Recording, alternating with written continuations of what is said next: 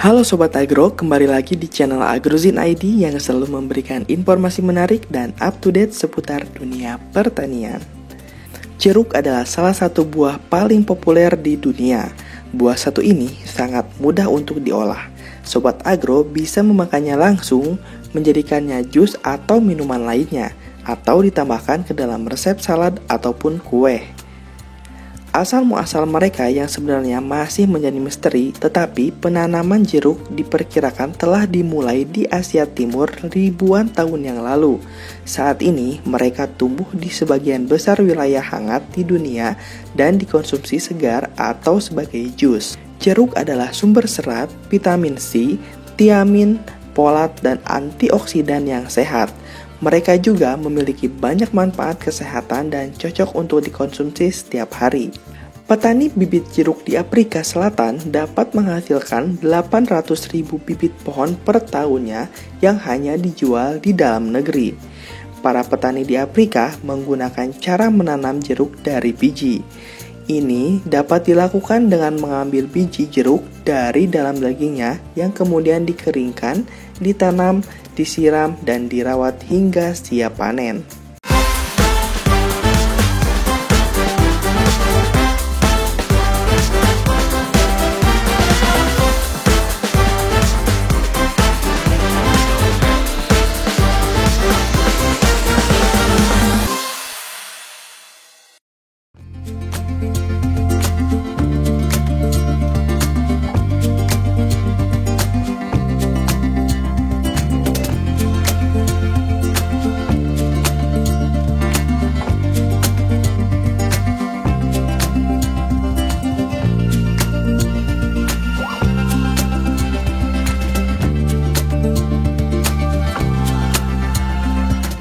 Tahap pengembangbiakan jeruk sendiri dapat dilakukan secara generatif maupun vegetatif.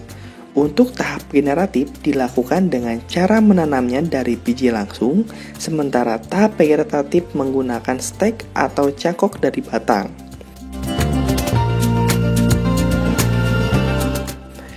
Bibit yang digunakan untuk menanam jeruk diambil dari daging jeruk itu sendiri. Setelah proses penjemuran selesai, biji jeruk disebar dan ditabur secara merata dalam suatu wadah semai yang telah disediakan media tanam yang berkualitas dan bagus. Tunggu sampai kurang lebih 1 bulan. Setelah beberapa minggu, biji atau benih jeruk akan berkecambah. Selanjutnya, benih akan dipindahkan ke tray yang sesuai dan dipelihara hingga memiliki tinggi sekitar 20 cm. Selama masa perkembangannya, bibit jeruk dipelihara dan dirawat dengan memperhatikan masing-masing bibit. Apabila ada bibit yang terkena hama dan penyakit, bisa langsung diseleksi ataupun membuang bibit apabila tidak memenuhi spesifikasi atau syarat yang ditentukan. Setelah itu, bibit dipindahkan ke kantong polybag berukuran 30 x 30 cm. Lubangi terlebih dahulu polybag, kemudian simpan bibit jeruk yang sudah berukuran kurang lebih 30 cm. Di sini, bibit-bibit jeruk dipelihara dan disiram hingga mencapai ketinggian sekitar 50 cm. Dan memiliki batang berdiameter kurang lebih 8 mm di bagian pangkalnya. Kemudian, para pekerja dan petani di Afrika Selatan akan melakukan okulasi dengan menyambungkannya dengan batang induk yang sudah berbuah dan memiliki kriteria yang ideal. Selanjutnya, para petani di Afrika Selatan akan mengikatnya dengan plastik bening dan didiamkan hingga kurang lebih 3 minggu.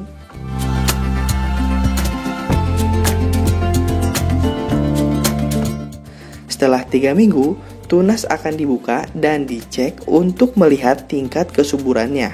Jika gagal, maka bibit akan diulang sekali lagi, ataupun jika gagal kembali akan disingkirkan dan dibuang karena tidak masuk ke dalam kriteria yang ideal. Untuk bibit yang berhasil, tangkai akan menghasilkan puncuk yang mulai tumbuh dan berwarna hijau.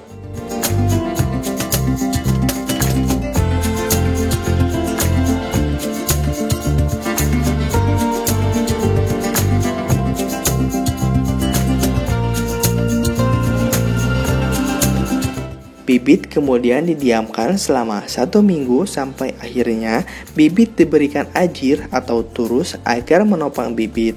Selain itu, pemberian ajir ini berfungsi agar bibit tumbuh tegak dan lurus ke atas.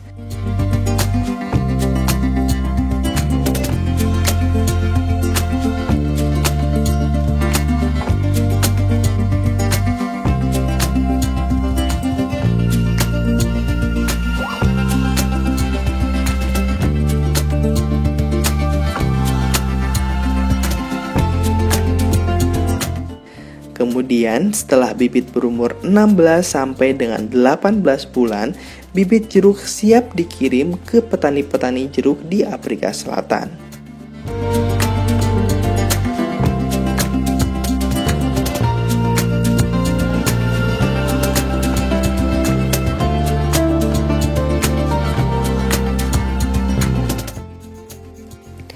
Nah, itu dia Sobat Agro, cara petani jeruk di Afrika Selatan mempersiapkan bibit jeruk unggulan untuk disebarkan di berbagai wilayah di Afrika Selatan.